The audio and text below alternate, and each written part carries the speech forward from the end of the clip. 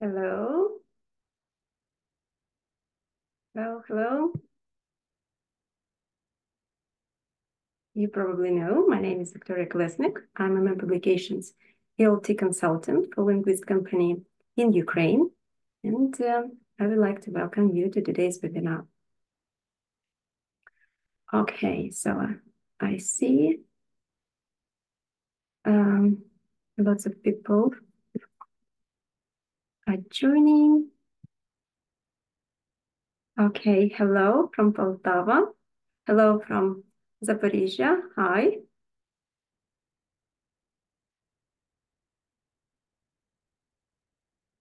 Hello from Stri, Mirgorod. Hi, Kherson. Dnipro, Chernivtsi is here. Kharkiv, hello, Rivne. Again, Kharkiv, Kyiv, Sumy. Again, I see Kyiv. Super. I'm very happy that you have found time to join this webinar. Again, Kyiv. I know that today is a crazy day with a poor internet connection. So actually it was a big challenge for me to join this webinar, and let's agree, in case I disappear suddenly, don't worry, you'll get your certificates and you will be able to watch the recording of this webinar, okay? So,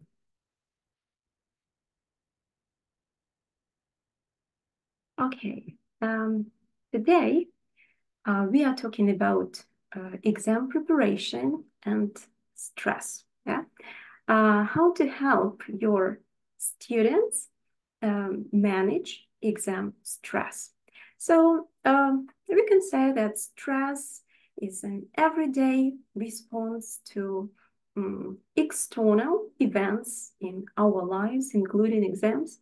And when we continually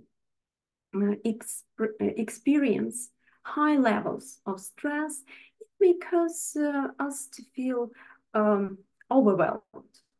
However, once the exam or event has happened, it usually means that the stress goes away. And anxiety, however, is the feeling of persistent worries and sensations in the body that don't go away even in the absence of a stressor. So when we experience anxiety over a long period of time, we may have these extreme thoughts, physical sensations, and responses, including panic attacks. So, how can you make sure that all your students do well on exam day? We are going to pay attention to some ideas that will help your students to perform well in exam setting, and tips on coping with exam stress, because it is crucial time for supporting student well-being.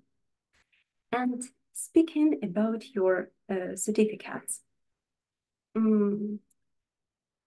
okay, I just want to check our chat. I see. Okay. Hi, everyone. Okay, back to your certificates. You'll get them within 3 working days, like on Friday, okay?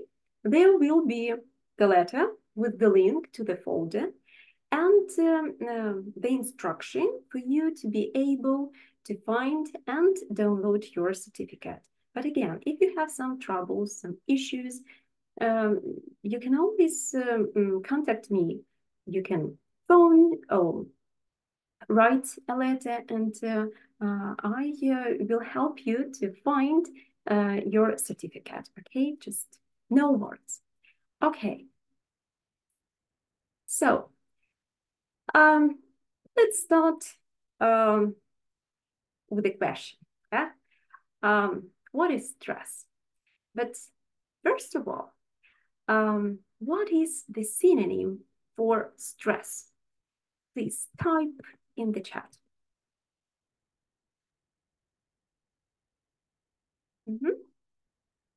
Hello, Olga. Hello.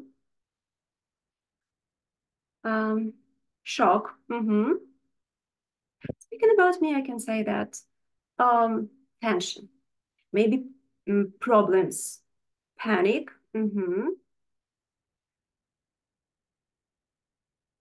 Oh, I see. Choose among these options. Okay.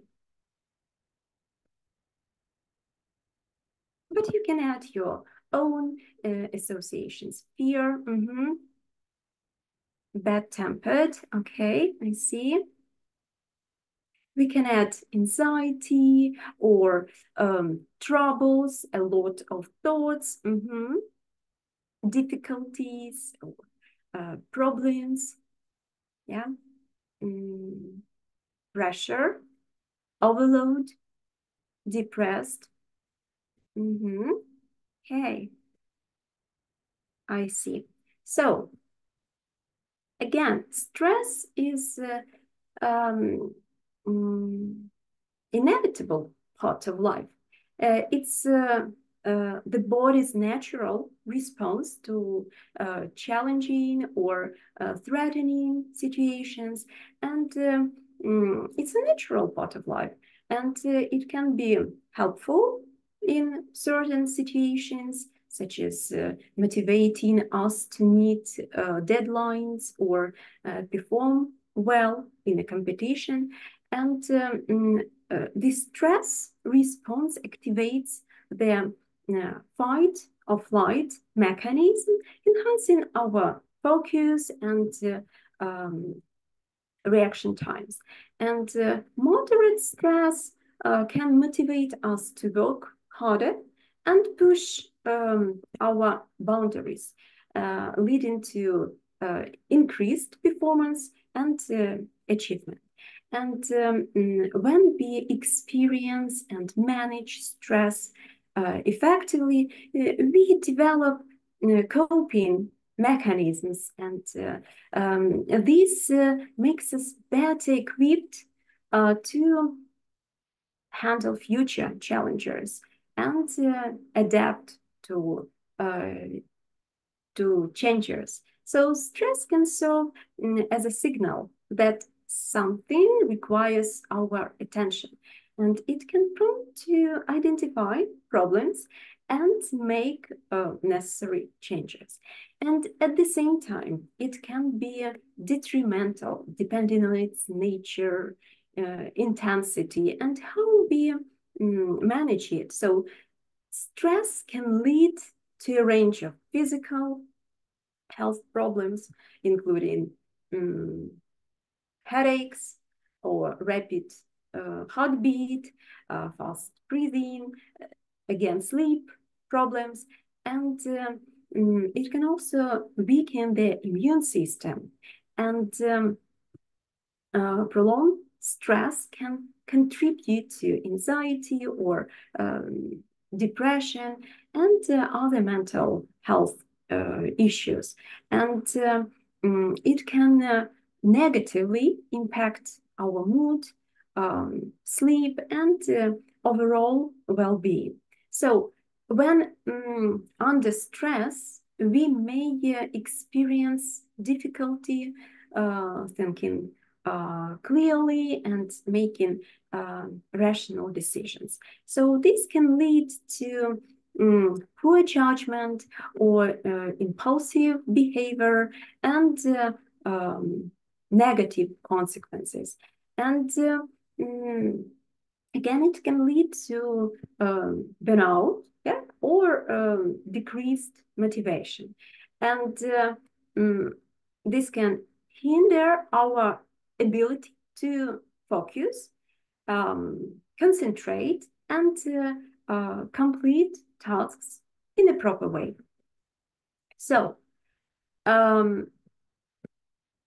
exam stress is a specific type of stress that arises in anticipation of or during exams. Yes, so it's a common experience affecting students of all ages and academic abilities. So this stress can manifest physically and emotionally, and there are several factors contribute to exam stress, including academic pressure, preparation, and process itself.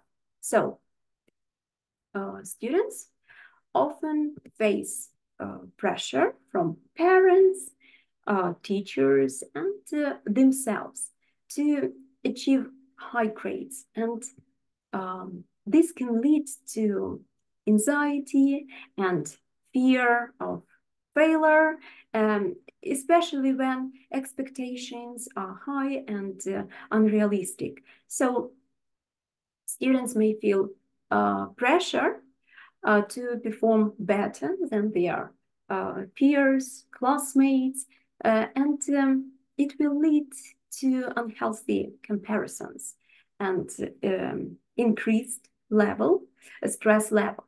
Yeah. So the potential for negative consequences associated with poor performance and disappointing loved ones can further heighten stress and anxiety. And students focus on grades rather than learning, making the process more stressful and less fulfilling. So let's add competition. Yeah, feeling the need to outperform others can lead to anxiety and stress as well. And procrastination is not a good friend of our students. Putting off studying until the last minute can lead to feelings of panic, again, increasing stress level.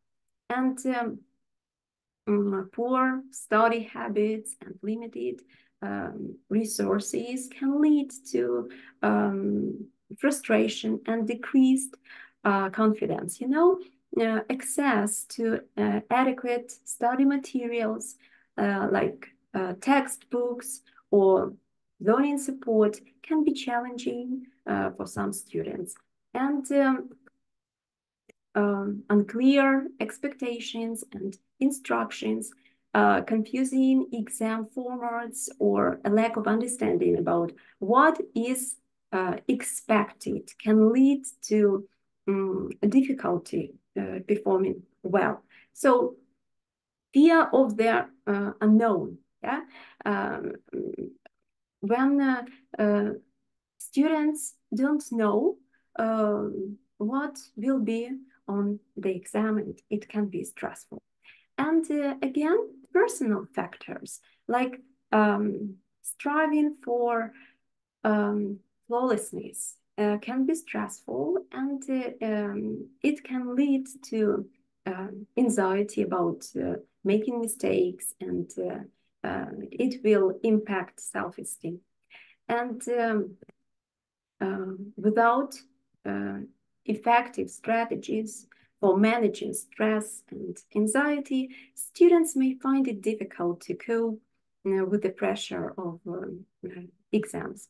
And there are some personal circumstances like stress from personal life events, such as family issues, or maybe financial difficulties or health problems. It can make challenging to focus and perform at one's best. But again, let's remember that everyone experiences exam stress differently. What works for one student may not work for another one. And it's important to remind students to be patient and kind to themselves. They need to remember that learning and managing stress takes time and effort, and it's a good idea to focus on the progress, not perfection. Students need to celebrate their achievements and learn from their mistakes. Okay, and this is Simon Sinek, the Golden Circle. It's a framework for enhancing exam preparation by focusing on the deeper why of learning. By encouraging students to understand the purpose and significance of their studies, you can foster a more engaging and meaningful and less stressful learning environment, and help students achieve academic success and develop lifelong learning skills. So, in order to perform well in anything, we need to know this golden why. Yeah, just help students understand the why of exams. Instead of focusing just on grades, connect exam preparation to their long-term goals and aspirations. Explain how strong academic performance can open doors to future opportunities and help them achieve their dreams.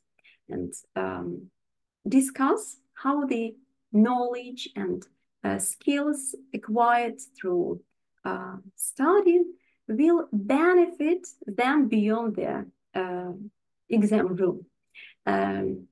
Show them how these skills can help them solve real life problems and achieve success in their chosen field.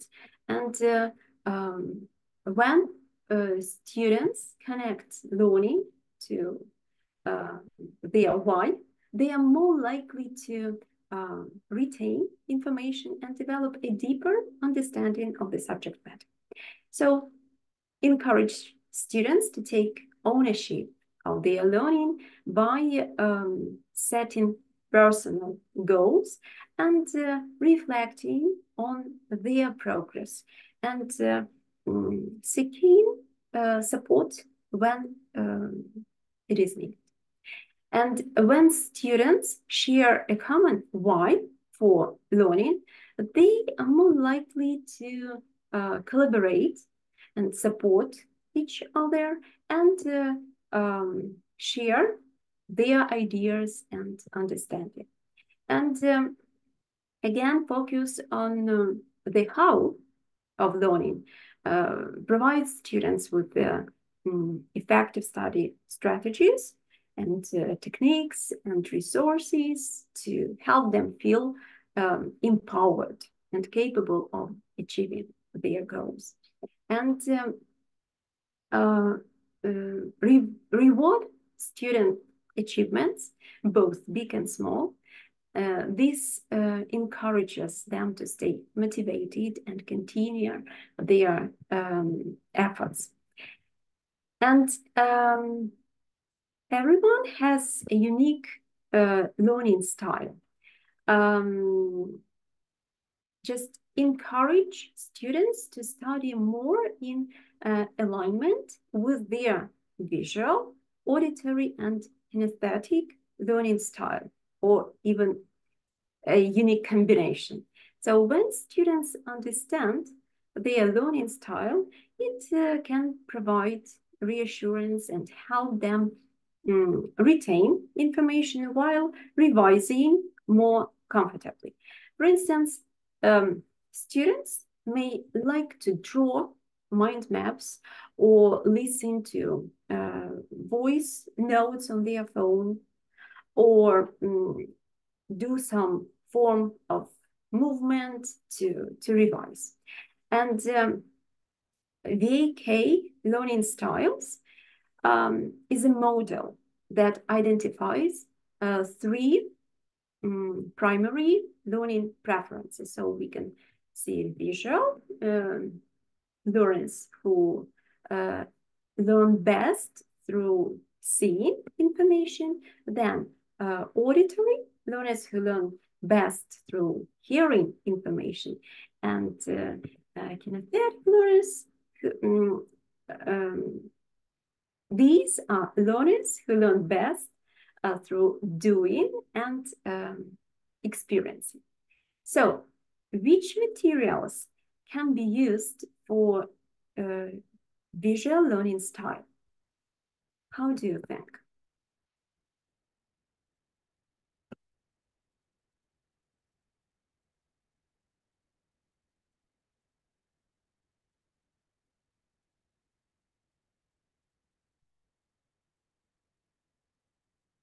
Are you here with me? Vlogs. Okay, thank you.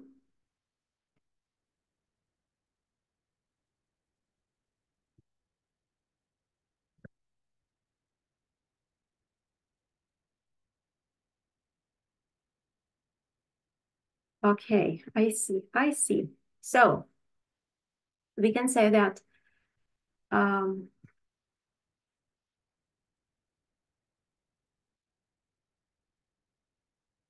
for visual learners, you can use diagrams, yeah, charts or graphic organizers, and mind maps.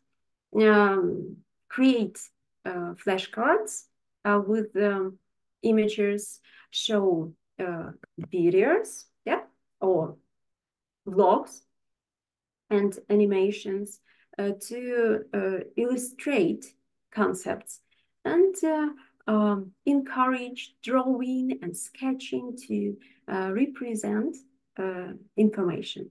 You can also use online tools like concept maps and interactive quizzes.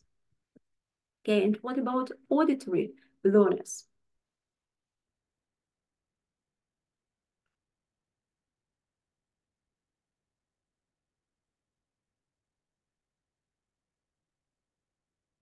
What kind of materials can we use? Some poems.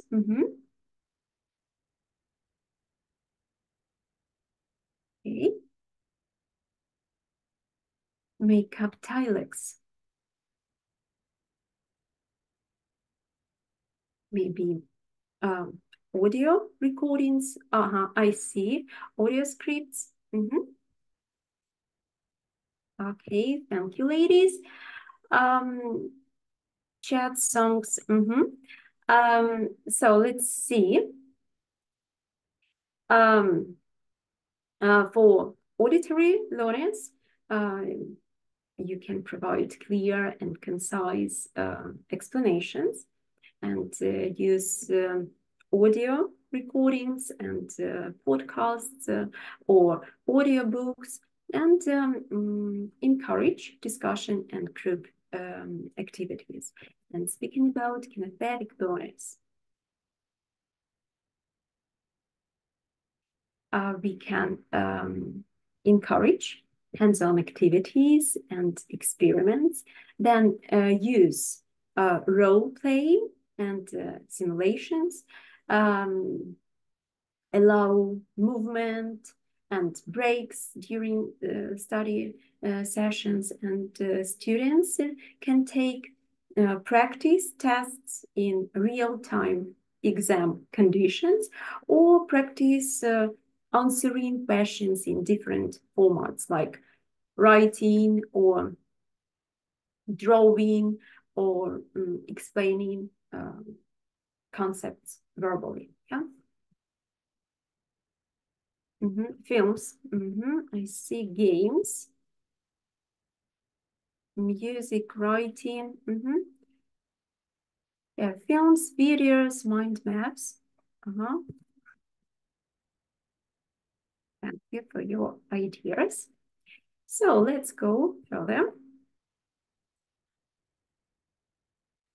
And you can say that preparation is vital, encouraging students to create a revision timetable can reduce stress and make all the difference to their well-being. And this way you can empower students to take control of their learning and manage exam stress effectively and achieve their full potential in exams. So you can propose your students to use their website, Get Revising. It will help students to create their personal study plan. You know, it's always a great idea to have a plan. Just building a revision plan will help your students manage their time more effectively, and it will give them a clear idea of what topics they will be revising each day and help them organize their studies around their teenage life. And there is study tool for all learning styles. Students can track their progress. They can create a mind map to plan an essay or turn their revision notes into flashcards. And as exams approach, students often struggle with the overwhelming amount of information they need to retain. And one effective tool that you can use to help students revise is the mind map. So by creating their own mind maps, students can identify areas they need to focus on and monitor their progress throughout their revision process. And you can provide clear instructions and examples to demonstrate how effectively create and use mind maps for English. Just show students how to create a basic mind map for a specific topic, be highlighting the key elements and connections. And integrate mind maps into classroom activities. Just encourage students to use mind maps for brainstorming, note-taking, or group discussions, and summarizing key points. And again, provide constructive feedback on students' mind maps because it will help them refine their skills and improve the effectiveness of their revision tool. And you can also adapt the use of mind maps to cater to different learning styles and abilities. For example, you can provide audio recordings of key points on the mind map for auditory learners and add tactile elements like markers or stickers for kinesthetic learners. For example, students can create a mind map with central theme like emotions and branch out with specific emotions and their synonyms and antonyms and related idioms, or they can organize vocabulary by category. For example, adjectives related to nature or verbs expressing movement. And they can improve word choice and expand vocabulary for specific writing tasks. And they can create a mind map for different parts of speech and their functions in a sentence, or break down complex grammar rules into manageable steps with the visual aid. One of the flexible revision technique is flashcards. Flashcards provide a structured way to organize information, dividing complex topics into manageable chunks of information. And it makes it easier to process and remember. So the act of creating and using flashcards actively engages the brain, and it promotes deeper understanding and improve long-term memory retention. And by regularly reviewing these flashcards, students feel more confident and prepared. And again, it will reduce anxiety and doubt about their knowledge. And flashcards offer a convenient way to study anytime and anywhere. Again, students can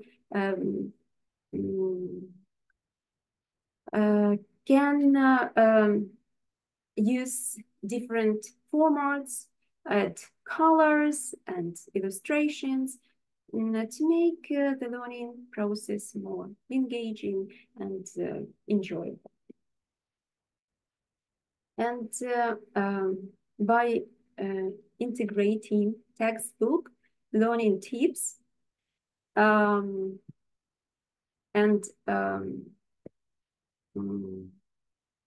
engaging students in active and self-directed learning activities, you can empower them to take control of their learning process and develop valuable study skills and confidently approach exams with a sense of autonomy and self-belief. Even for students that have B2 level, it is important to remind the rules that they can use while doing different types of tasks, even if they are convinced that they know how to do the task. Exam tips mean exam rules for students.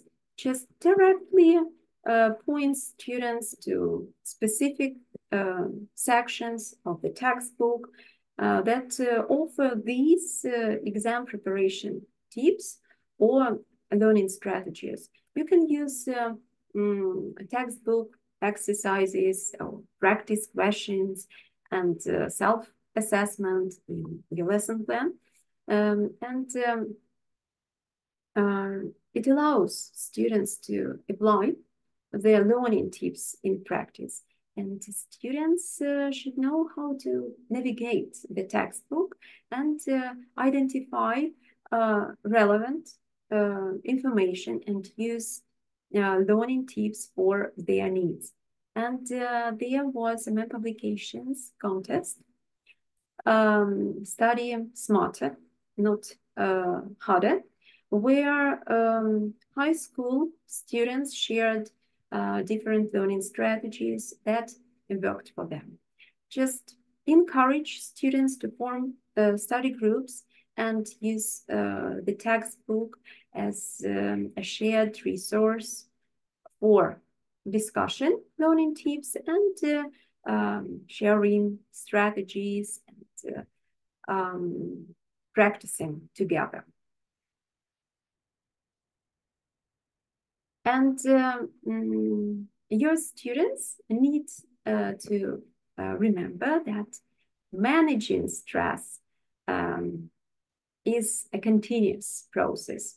When the pre-test stress gets overwhelming, it's helpful for students to know about different techniques they can use to reduce stress and stay calm and focus on their thoughts. So they can try different activities and find what works best for them. For example, practicing mindfulness or creating a list of past successful situations, or maybe putting things into perspective and reframing mistakes as opportunities to learn. These can all help take away the anxiety.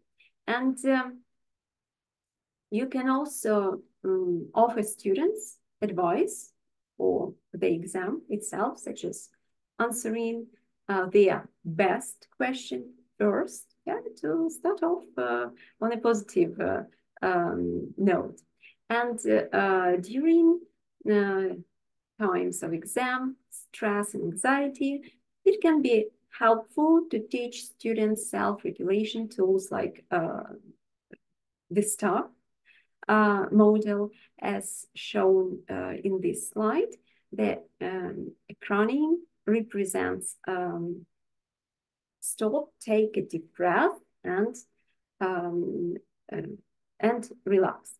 So when students pause from their studies for a few moments to practice mindful breathing and grounding activities, it can help them relax and bring them to a calmer state of mind. But sometimes we just need to take a deep breath and relax, you know. And here we've got the situation. David has always struggled with English grammar and vocabulary, and he finds it difficult to remember rules and expand his vocabulary. It leads to frustration and self-doubt. And the pressure to perform well in the exam adds to his anxiety, making it harder for him to focus and study effectively. And there are always solutions for each situation, bad and good. Yeah. So speaking about bad, what is something that we won't recommend the student to do while preparing for exams? How do you think?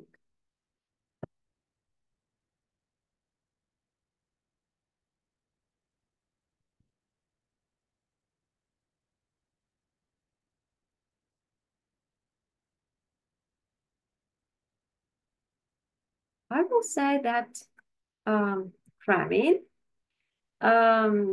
is not good at all. This guy attempting to cram large amounts of information into a short period can lead to confusion, yeah, or ignoring the problem. Avoiding studying and pretending the exam doesn't exist will only increase anxiety and make it harder to face the real situation. Yeah. or comparing himself to others. Comparing his, let's say, writing skills to others will only fuel self-doubt and negativity. Just constantly comparing one's progress and achievements to others can lead to low self-esteem. And speaking about a good solution, I will recommend practice. David could focus on his specific weaknesses by completing exercises and grammar drills. He could also use online resources and apps to practice vocabulary, flashcards, and improve his comprehension. Then, seeking feedback and guidance, David could seek assistance from his English teacher or maybe classmates to clarify any doubts he has and gain valuable feedback on his writing. And participating in study groups could also provide a supportive environment for learning and sharing resources. And breaking down tasks into smaller steps. So this student could break down the exam into manageable tasks, creating a schedule and focusing on completing smaller goals each day. And this will make the process less overwhelming and help him stay on track. Okay, so I guess this is it from me. Again, a quick reminder about your certificates. So you'll get them within 3 working days, yes? I just want to remind you that there will be the letter with the link that will lead you to the folder with your certificates. Just use the instruction and it will help you to find and download your certificate. So you'll get your certificate on Friday. Yes, this Friday.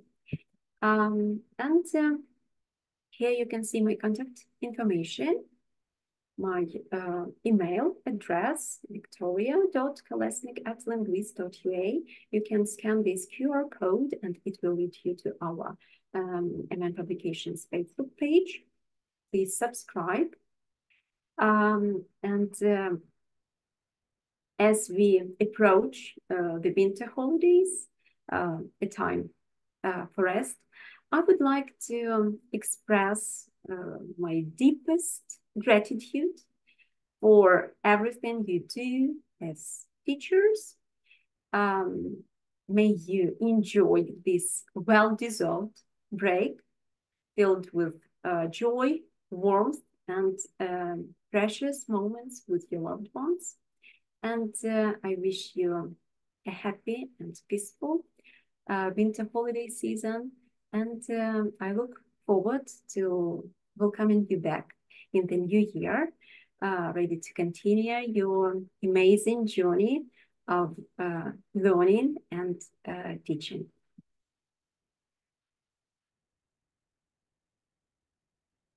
I see lots of thanks. Thank you very much for coming. I know that you are busy. Okay. Thank you very much. See you next month. Yeah, so next year.